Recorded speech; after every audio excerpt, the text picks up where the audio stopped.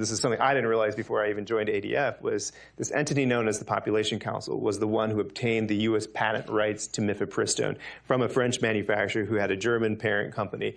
But the Population Council, people are like, what is that entity? It was founded by John Rockefeller III, who was a known eugenicist. You have to ask yourself that question is like, why was the Population Council seeking this drug approval? I'll just ask the rhetorical question.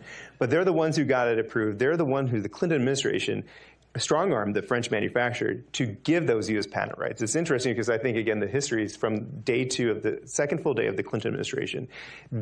He directed his cabinet to bring RU-46. That's what it was known at the time. I'm old enough to remember that term, so for some of you in the audience may remember that more than mifepristone, to give those patent rights to a U.S. entity. The only U.S. entity at the time that was willing to take on this drug was the Population Council. So they're the ones who submitted the new drug application with the FDA. They're the ones who obtained the approval. And then this random new Cayman Islands-based company called Danco Laboratories, whose ownership is only becoming out now. I think there's a Mother Jones article that talks about the sordid history of this drugs company's genesis and its beginning, and it's not very good to see how it became about. And who's this ownership today? We don't know.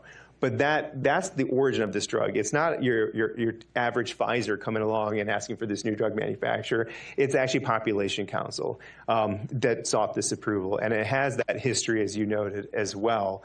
It just begs the question of what is the purpose behind chemical abortion drugs at the end of the day. It's definitely not women's health, that's for sure.